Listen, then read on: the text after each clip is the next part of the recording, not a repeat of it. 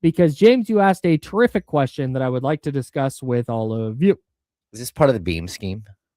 I don't I don't even know if I have that button anymore. Oh, what? Oh, there it is.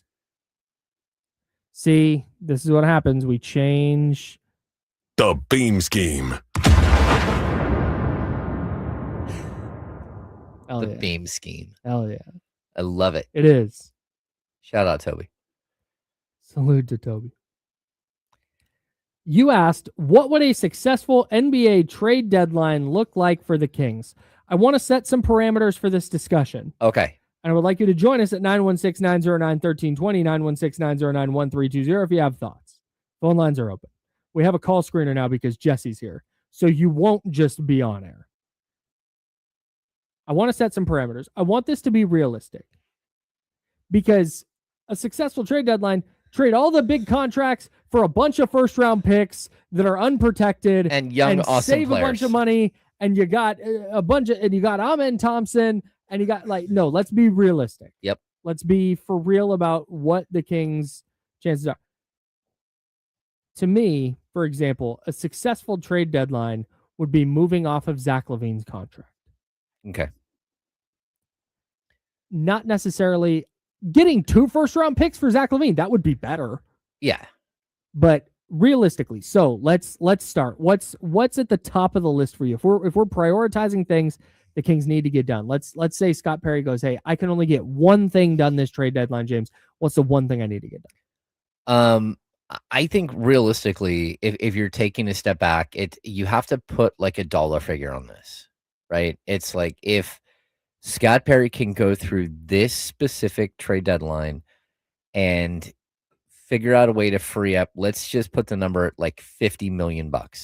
So this summer, you can move off of, like, you've moved enough players that you're freed up $50 million in cap space. And again, that's not going to allow you to go out and sign a $50 million player, but it will give you the financial freedom to do a lot more things, like take on bad trades during the summer, where you take on a $15 million player, but take back a first-round pick.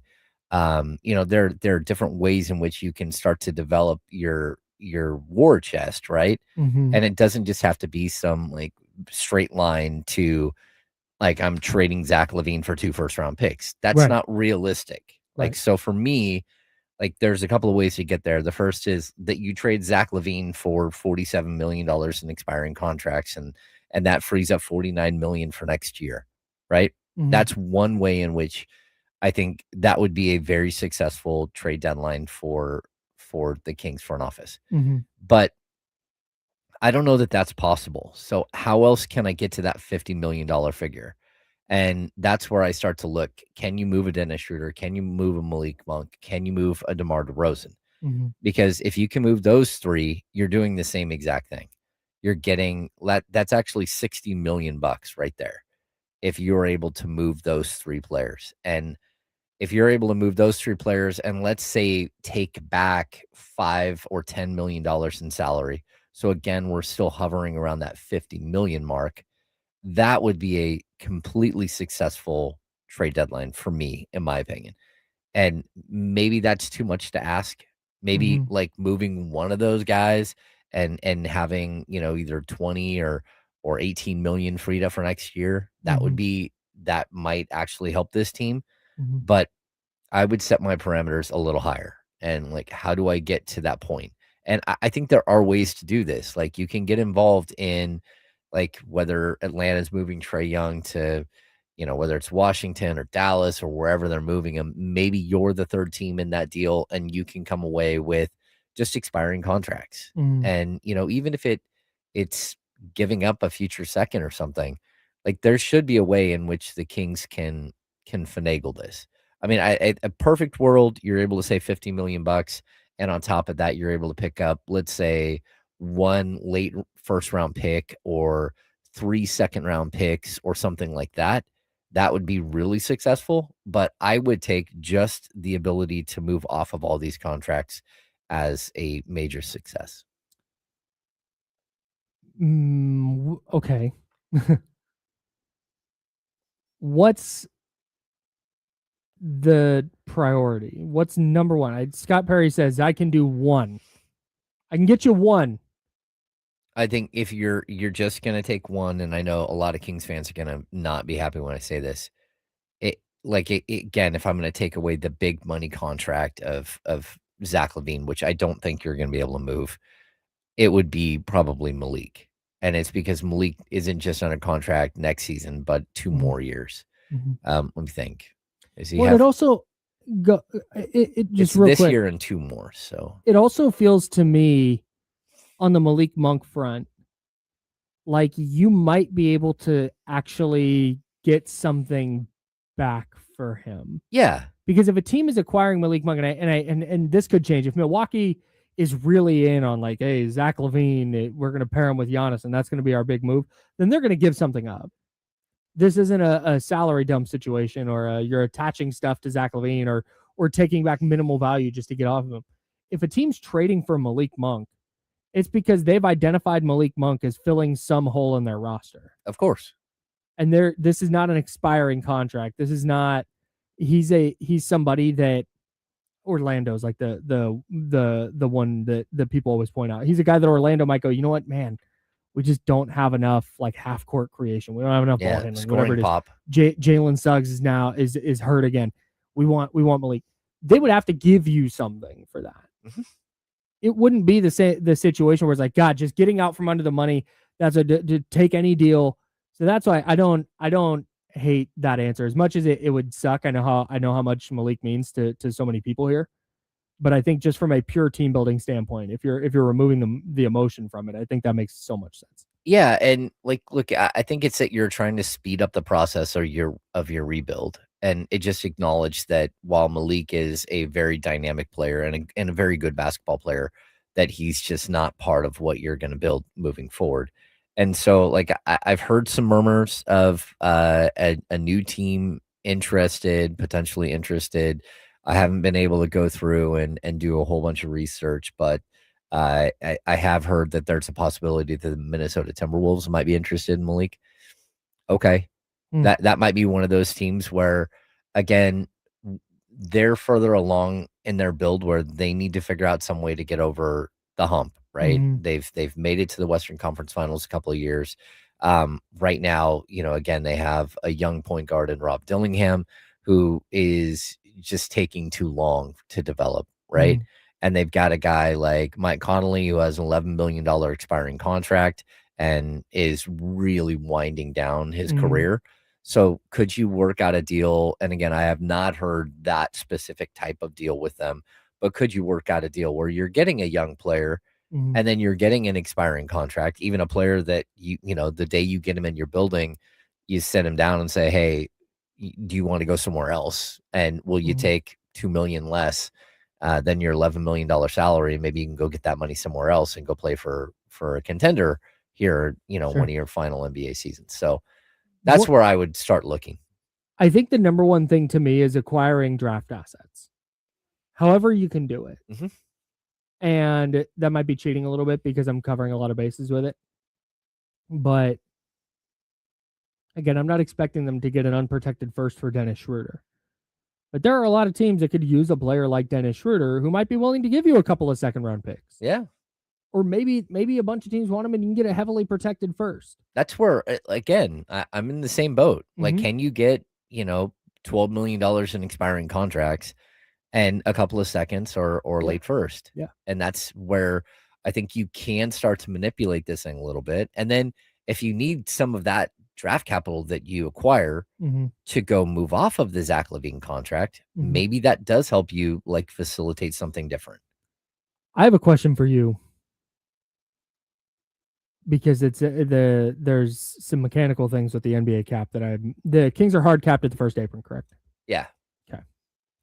The Kings hard capped at the first apron. That means they can take on money up to the first apron. Yes, they can.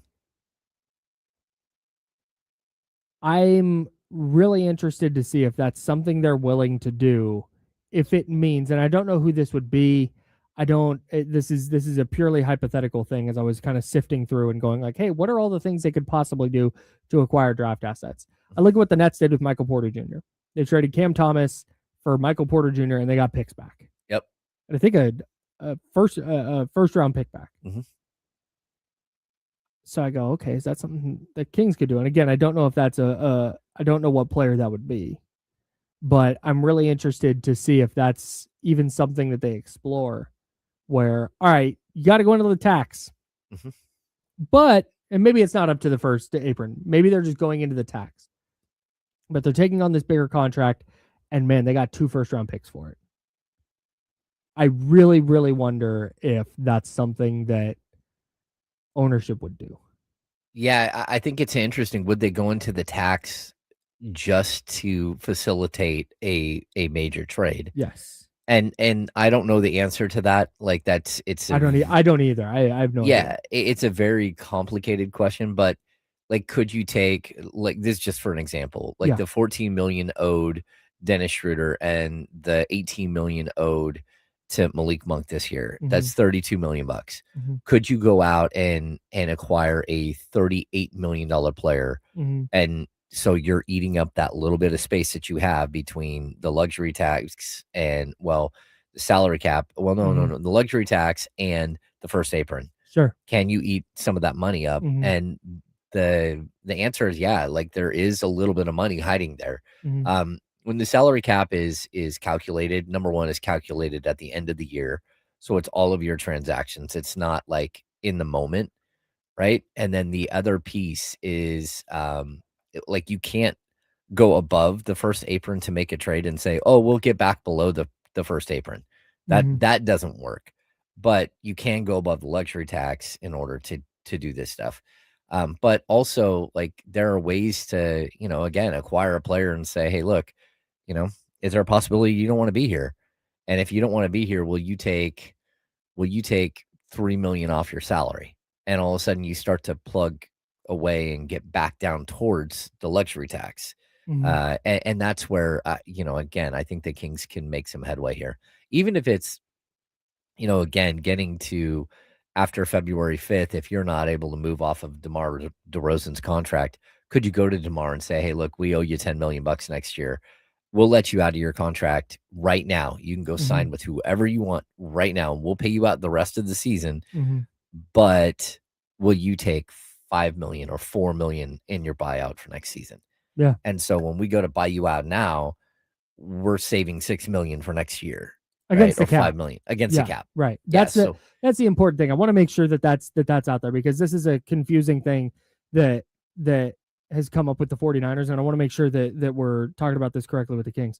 That's not just saving the Kings money. That's not money back in Vivek's pocket. No. We're talking about clearing cap space. Yeah, clearing cap space in order to have a more functional team moving forward. Right. Correct. And that's basically saying, like, look, okay, I think what the Kings did this year is what I've always called death by mid-level, right? Like, bringing in Dennis Schroeder, you thought that Dennis Schroeder might be able to get you back in line and put you up to 44 wins, right? It gives you some stability at the point, whether it's as a starter or a backup, who knows? But when you start accumulating these $14 million contracts and you get too many of them, it means that you can't have a, 3 $14 million contracts as one $42 million player. That's like, so you start to really eat your ability to maneuver, right? And so that's where I think the Kings need to clean up the books as much as anything else. Yeah. The Kings play the Dallas Mavericks tonight. We'll have plenty of Kings trade talk. The deadline's still a month away. The reason we were talking about Jonathan Kuminga earlier, by the way, I meant to bring this up, is he can be traded on January 15th. That's the big date that he can be traded. That's why his name's coming up. So I wanted to mention that earlier, but the trade deadline a month away. We'll have all of the news, nuggets, all that for you right here on ESPN 1320. So stay locked in. The Kings play the Dallas Mavericks